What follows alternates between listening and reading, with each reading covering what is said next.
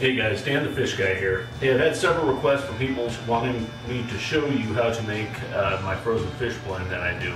My fish have been eating this for about 6 months now, maybe a little longer. They love it. It's super simple, inexpensive. You can make all your food for a month for about $15. And I feed a lot of fish. I feed 30 fish, plus 3 full tanks of coral. So anyway, I'd like to get started here. First off, a couple of things I want to point out. I try to get the skin and shells on as much as I can. Everything that the food processor will handle. The fish need that. They need everything that is on the fish. If I put the heads in here, I do that too, but it won't chop them up. So basically what I do is I take squid, I clean the ink sac out of the squid, and I clean the clear spine out of the squid because the food processor has a hard time with that.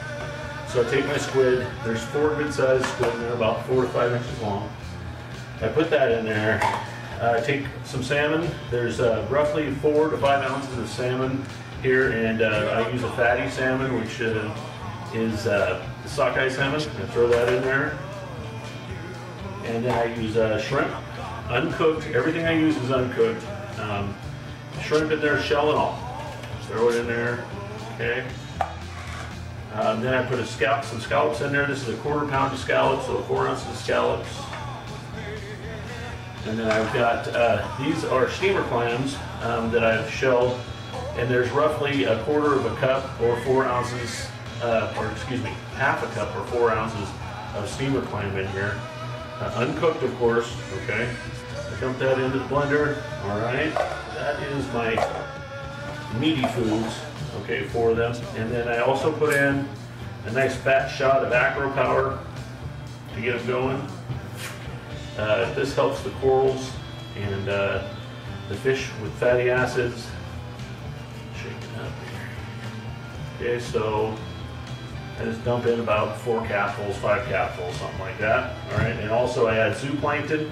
The zooplankton has vitamins, amino acids, all sorts of good stuff in it. Copepods, all sorts of good stuff in it. So once again, I just dump it in there, about 4 to 5 capfuls, okay?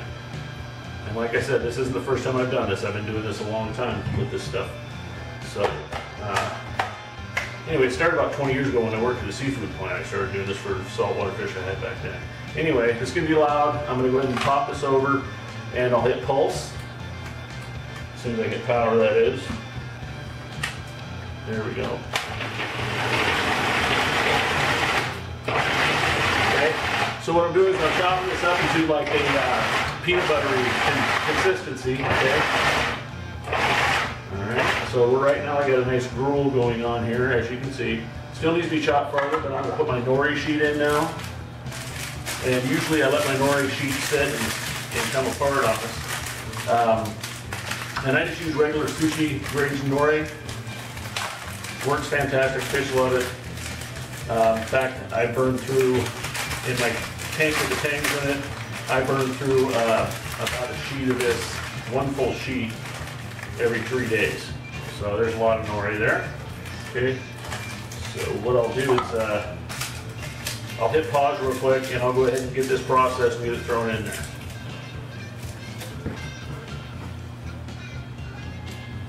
And what we have here is my nori sheet that I've let soak in water for a while, so it's all nice and slimy. And I've strained it through a coffee filter. And I'm going to go ahead and dump that in there. It's kind of gross. Stinks really good. So I'm going to go ahead and dump that in there. It's very messy stuff. Very messy.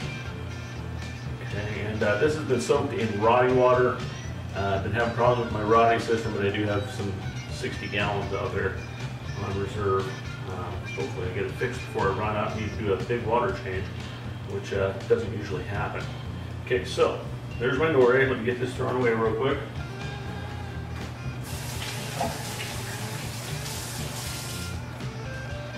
Okay, so what I'm going to do is I'm going to go ahead and put the lid back on, and I'll get this pulsing again. We're going to pulse this so we want it in bite-sized chunks for the fish. So you're going to have a mix of stuff that when you put it in your tank, the fish will eat immediately. Some bigger stuff. Then there'll be some little bit of smaller stuff they'll eat. And I've never had it last more than 3 minutes in my tank.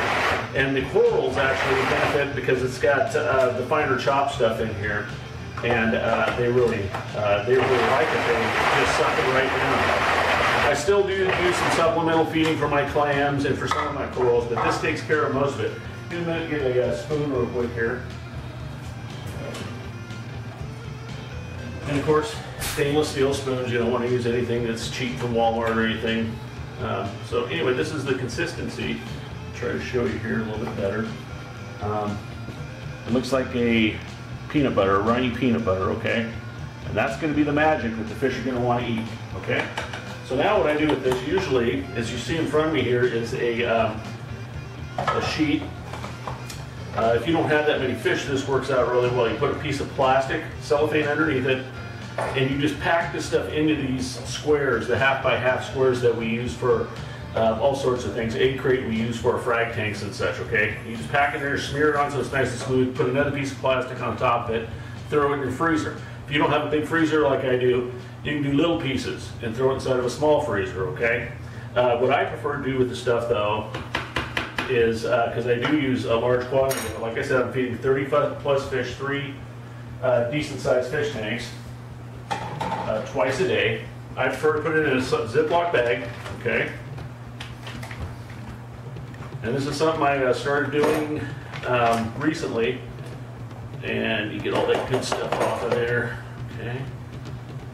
And we'll come back to cleaning that in a minute here. Then I just dump it in, okay? And I don't want more than I can make about a 1/4 inch sheet width, okay? So there I can kind of flatten that out, see where I'm at, okay? All right, I can pour more in there. In fact, I can just about get away with pouring this whole batch in there.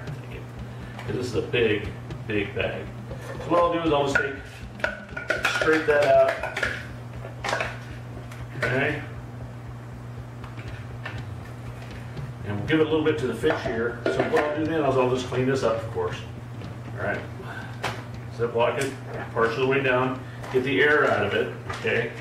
Just like so get the air out, re-Ziploc it. You can also use a Seal-A-Meal on this. I made a mess last time I did, so I decided not to do anymore.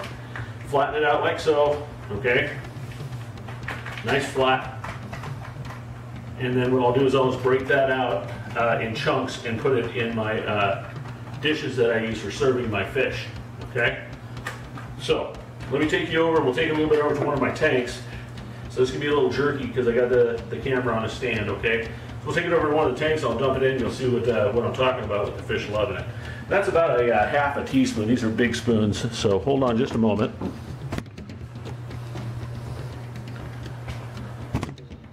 Okay, so this is my 90-gallon mixed tank, okay? And I've got a little bit of everything in here, from different corals, there's shrimp in here, there's damsels, there's clownfish, there's a little bit of everything in here. I'm going to go ahead and turn off my DC 12,000 pump. And I leave my circulation pump going so it blows it all over the tank, okay? Then I'll take this, dump that in there, okay? And you can see the fish already going after it, okay? We'll mix it up a little bit. Let it blow around and they will go nuts for it. So I already fed about 2 hours ago, but I got a big protein skimmer, so I don't think it's going to hurt anything to feed again. Like I said, this has been a formula that's worked for me really well, and it works exceptionally well in my other aggressive tank over here, or whatever you want to call it, semi-aggressive, I guess you'd call it. Let me move over there. I just fed these guys too, but they're usually interested in just about everything. So let me grab a little bit more of that out of the kitchen real quick. We'll dump it in there and see if they're hungry.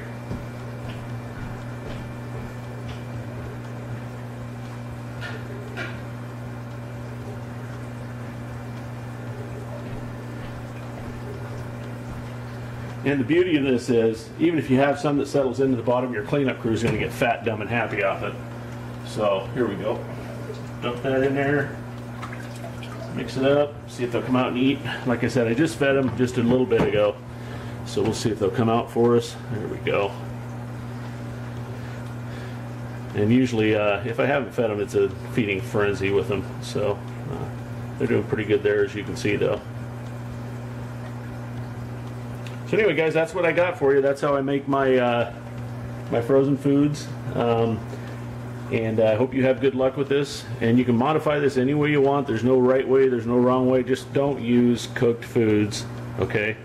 And only use vitamins that are meant for aquariums. Don't use a prenatal vitamin or anything of that sort. It works good for freshwater fish, but not for saltwater fish. All right, I'm Dan the Fish Guy. I'll talk to you guys.